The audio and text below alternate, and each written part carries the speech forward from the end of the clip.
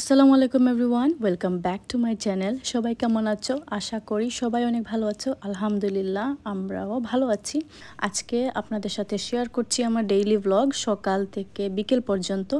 তো আশা করি আপনারা এনজয় করবেন ভিডিওটি। সকালবেলা নাস্তা দিয়ে শুরু করলাম।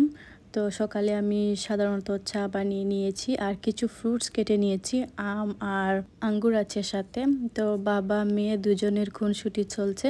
গল্প করে করে নাবিলাকে ফ্রুটস খাওয়ানোর চেষ্টা চলছে। তো ও হচ্ছে একটু খেয়ে বলছে যে আমার মুখে রয়ে গেছে আর খাবো না।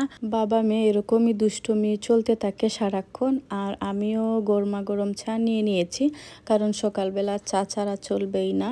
আমরা এক কথায় বলতে গেলে চাখুর ফ্যামিলি। আমরা চা খেতেই হবে, না হলে মনে হবে সকালে কিছুই খাইনি। চা খাওয়াটা বেশি ভালো না, কিন্তু সকালবেলা আর বিকালের টাইমে যদি একটু চা না খাই তাহলে কিন্তু আমার একদমই ভালো লাগে না, আর মনে হচ্ছে যে ঘুম ঘুম করে আর কি এরকম। তো যাই হোক, যারা চা খান না বা চা পছন্দ করেন না তাদের জন্য হচ্ছে গিয়ে ভালোই হয়েছে, চা না খাওয়াটাই বেস্ট। তো দেখতে পাচ্ছেন সকালবেলা অনেক সুন্দর একটা দিন করেছে আর প্রায় সামার চলে এসেছে। ঘরের মধ্যে এরকম বন্দি থাকতে থাকতে আর ভালো লাগে না, মনে হয় যে এখন সারাটা কোন বাহিরে বসে থাকি রোদ্রের মধ্যে। আলহামদুলিল্লাহ, আমি কিন্তু সকাল থেকে প্রায় দুপুর পর্যন্তই এখানে বসেছিলাম। রোদটাকে খুবই এনজয় করছিলাম, কারণ এত গরমও ছিল না, তাপটা সহ্য করার মতো ছিল আর একটু একটু বাতাসও ছিল। আমার আম্মা যেন এখানে খেলাধুলা করছেন, আর আমার দুই ছেলে তো স্কুলে, ওদেরকে নিয়ে দিয়ে এসেছি। দিয়ে আসার পরেই চা নাস্তা খেয়েছি। তো এখানে হচ্ছে গিয়ে গার্ডেনের কাজ প্রায় শুরু হয়ে গেছে। সাফওয়ানের চাচা এগুলা বেশি অংশ বুঝেন, বা উনি গার্ডেন করতে বেশি পছন্দ করেন। আমি তেমন একটা বুঝি না সত্যি কথা যেটা, কিন্তু আমারও গার্ডেনিং খুবই ভালো লাগে আর শিখছি আসলে। অনেকেই গার্ডেন করতে এক্সপার্ট, কিংবা বুঝেন কি করে চারা তুলবেন, কি করে হচ্ছে গিয়ে গাছের পরিচর্যা করা যায়। আমরা কিন্তু তেমন একটা বুঝি না, তারপরও যতটুকু করা যায় আর কি করার চেষ্টা করছেন। আর সবাই তো জানেন মিশিগানের মাটি অনেক ভালো, চারা গাছ সবকিছু ভালোভাবে হয়ে যায়। আর 3 মাস 3.5 মাস সময় থাকে, এর মধ্যেই যা ফলানো যেতে পারে। আলহামদুলিল্লাহ, আমরা মোটামুটি সবই রোপণ করে থাকি। শিম, লাউ, নালি শাক, ধনিয়া পাতা, লাই পাতা, এগুলা আর কি। টমেটো গাছ, কাঁচামরিচ, নাগামরিচ সবই রোপণ করতে চেষ্টা করি। আর আমার তো সবজি তুলতে খুবই পছন্দ। পরিবেশ, গাছ সব আমার এত টানে, এত আপন মনে হয় যে সারাক্ষণ আমি ভারে বসে থাকি। খুবই ভালো লাগে।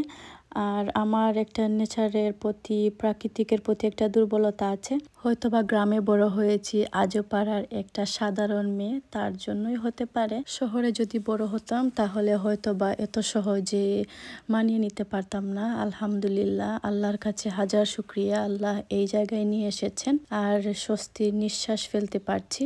আর প্রথমত ধন্যবাদ জানাই আমার হাজব্যান্ডকে, যে উনি এরকম একটা সিদ্ধান্ত নিয়েছেন। আলহামদুলিল্লাহ, শুকরিয়া, ভালো আছি আমরা। আমেরিকাতে বসে পুরাই বাংলাদেশের একটা ফিল পাচ্ছি, মনে হচ্ছে যে এক টুকরো বাংলাদেশ আমেরিকার বুকে। এই তো সব গাছে একটু একটু করে পানি দিয়ে দিলাম। অল্প অল্প চারা রোপণ করেছি, যেমন কাঁচামরিচের গাছ, নাগামরিচের গাছ, বেগুনের গাছ, শিম গাছ, টমেটো গাছ চারা তোলা হয়েছে। আর এখানে হচ্ছে গিয়ে মাটি খনন করছেন। এটা হয়ে গেলে এখন লাই পাতা আর ধনিয়া পাতা ফেলে দিবেন, তাহলে এগুলা হয়ে যাবে সাথে সাথেই। আর এখানে আমি কিছু ডিমের খোসা রেখেছি, চায়ের পাতা। 5 থেকে 6 মাস থেকে আমি এগুলা কালেকশন করা শুরু করেছি। তো অনেকগুলা ডিমের খোসা হয়েছে, এগুলা এখন শুকাবো ভালো করে। আর এই চায়ের পাতা গুলা ভালো করে শুকিয়ে মাটির সাথে মিক্স করে নিব, এটাতে অনেক ভালো একটা সার হয়। আমি অনেক জায়গায় দেখেছি এরকম ডিমের খোসা কিংবা চায়ের পাতা হচ্ছে গিয়ে মাটির সাথে মিশিয়ে সার তৈরি করছেন, তার জন্যই এরকম আমি করছি।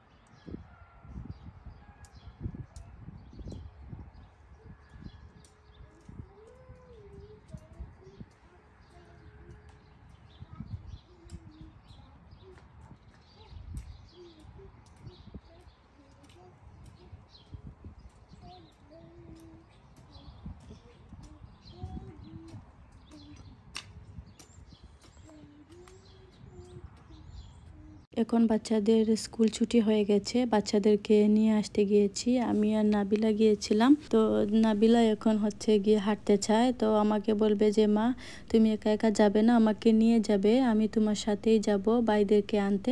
তো বলি যে যাক, আমার সাথে একটু হেঁটে আসবে, ওরও ভালো লাগবে।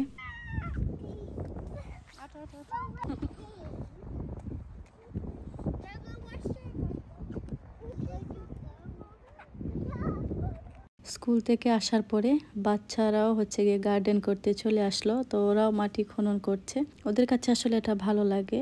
তো আমরাও তো ছোট থাকতে অনেক খেলাধুলা করেছি, তারা তো আমাদের মতো আর এরকম স্বাধীনতা পায়নি। তাদের জীবন আমাদের জীবন চেয়ে অন্যরকম। এখানে হচ্ছে গিয়ে বাচ্চাদেরকে আমি গোসল করিয়ে নিব, স্কুল থেকে আসার পরে গোসলটা করিয়ে নিচ্ছি ওদেরকে, তাহলে ফ্রেশ লাগবে। আর 3 জনকে গোসল করিয়ে দিব, তার জন্য একটু সময়ও লাগে। মাশাল্লাহ ওদেরকে গোসল করিয়ে নিয়েছি, এখন ওদেরকে ভাত খাওয়াবো। আর এই তো 3 ভাই বোন মিলে আইপ্যাড দেখছে। সবাই দোয়া করবেন আমার বাচ্চাদের জন্য, আল্লাহ যাতে ওদেরকে সব সময় সুস্থ রাখেন, হাসি খুশি রাখেন, আর আল্লাহ নেক হায়াত দান করেন। সাফওয়ান নিহান আপনাদেরকে হাই দিবে। আমার দেয়া ব্লগ যদি আপনাদের একটু হলেও ভালো লাগে তাহলে অবশ্যই লাইক কমেন্টস করবেন আর শেয়ার করে দিবেন আপনার ফ্রেন্ডস অ্যান্ড ফ্যামিলির সাথে। এই তো এখন বিকেলবেলা আমি একটা ডেজার্ট বানাবো, এটা হচ্ছে গিয়ে পুডিং। তার জন্য ক্যারামেলটা বানিয়ে নিচ্ছি। ক্যারামেলটা রেডি হয়ে গেছে, একটা পাত্রেও নিয়ে নিয়েছি যেটার মধ্যে আমি বসাবো। আর এখানে আমি চিকেন আলু দিয়ে রান্না করেছিলাম, চিকেন পোলাও রান্না করেছি যাতে ওনারা কাজে গেলেও লাঞ্চ বক্সে নিতে পারেন, আর বাচ্চাদেরকেও দেয়া যায় সকালে। কমলার খোসা দিয়ে ছোট মাছ রান্না করেছি, মাশাল্লাহ খুবই মজা হয়েছে সব কয়টাই। আর এখানে যে পুডিং বানাবো সেটার জন্য সবকিছু রেডি করে নিচ্ছি। 2টা ডিম দিয়ে পুডিংটা বানিয়ে নিয়েছি।